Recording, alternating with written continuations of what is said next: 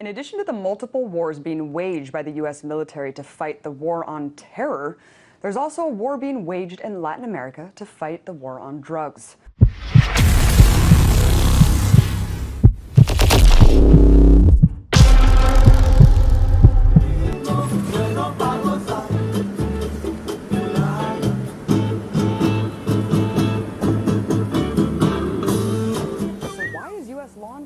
Interfering in the region. And what is the war on drugs all about? To talk more about this, I'm joined now by Adrian Pine, professor at American University. Thanks so much for coming in, Adrian. So this is the second time in the course of a few weeks that this happened. We just had you on to talk about this a couple weeks ago. Talk about what exactly happened in this instance. It's clear, first of all, that we are at war, that the United States is engaging in a war. We have no clarity on what the rules of engagement are in this war that hasn't been declared, and in which U.S. law enforcement is just going and executing people in a war.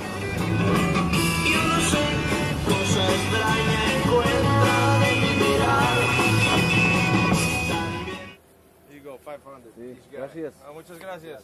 And you said a dilution, kind of a comprehension of what exactly is going on, because we hear one thing and another thing's reported. Adios.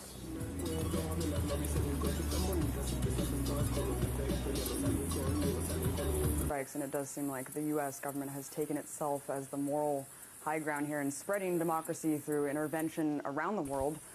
Why do you think that the U.S. is pouring money into notoriously corrupt agencies, the military and the local police?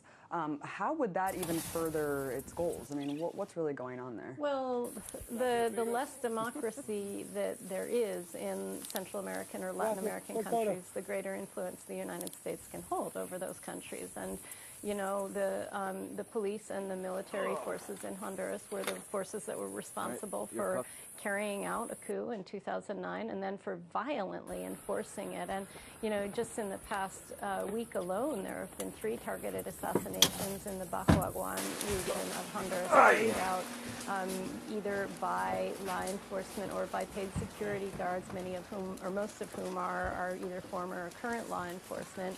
And, you know, we just...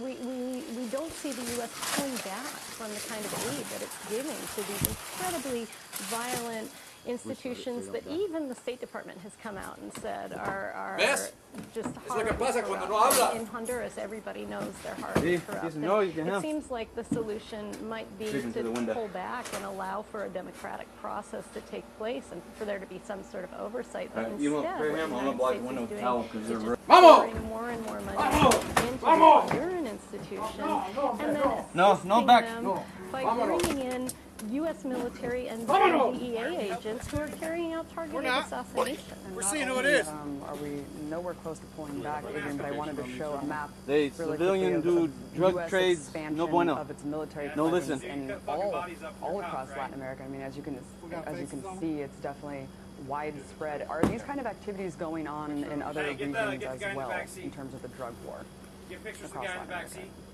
With the DA in there, carrying out these kind of things? Well, you know, we've really seen it most intensively in Central America in the recent months, at least.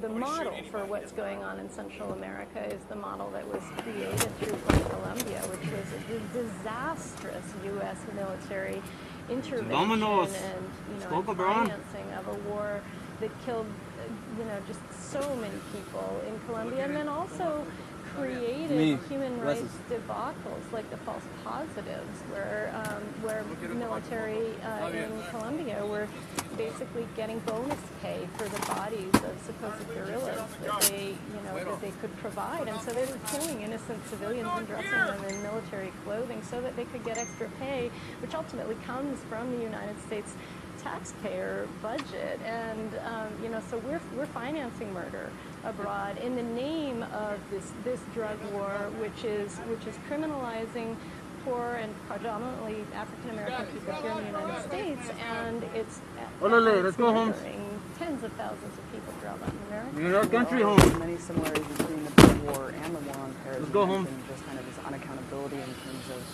what we deem to be necessary in order to carry out to pursue our interests. But I wanted to touch upon something that you mentioned in the last interview that you were here, where you said the U.S. is borrowing. You want a model. picture? I mean, you just said that we're kind of borrowing the Colombian model. What happened there? But you also said want that picture? the U.S. is borrowing some models. You want picture of Trader? The torture model, and adhering it to Honduras. Por favor, no. Sure. Early on in the Iraq War, people in the military and in the Bush administration bragged about using the Salvador option to bring to Iraq. And that was, of course, the CIA-trained death squads and torture squads that existed in Honduras. It was Battalion 316, but throughout Central America, that were, used to torture and extract information and, divide people and cut loyalties, and so that was exported to Iraq, and now that's being exported back into Honduras. And we saw, articles in the New York Times celebrating this from embedded reporters in Honduras, saying that the Iraq model and weapons from Iraq and Afghanistan. Good gun. I got my gun right here. So they're talking about these forward operating bases, I don't care. and the kind of war that, very much sort of. We police. We no problem with you. Talks We about problem with it as a drugs. success. Pick up the gun, we're going to shoot. Even the DEA operation that that killed this person you watch me.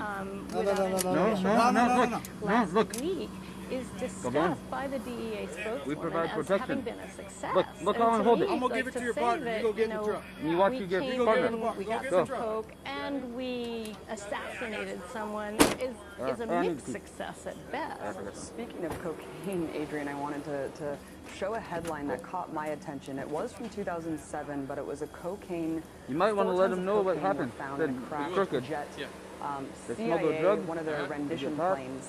We don't want in that country. And It's it two just countries. begs the question, really. Where'd you find it? Where'd you get him? The we get 'em? war on drugs Down creates the side of the road. billions of dollars Shoot in the black range, market, and red we stand. hear that the Taliban had range, almost red stand, eradicated down the there. Red opium stand. crop They in meet. Afghanistan What's before your evidence on it? They occupation. meet.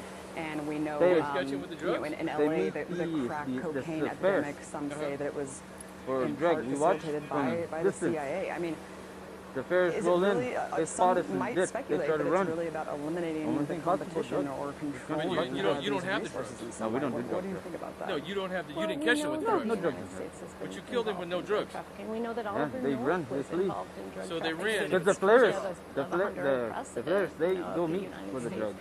We had being, intel from. being in oh, no, the you'll region, remember, maybe in someone addition to the example that you But gave. you didn't of catch him with the trafficking, drugs.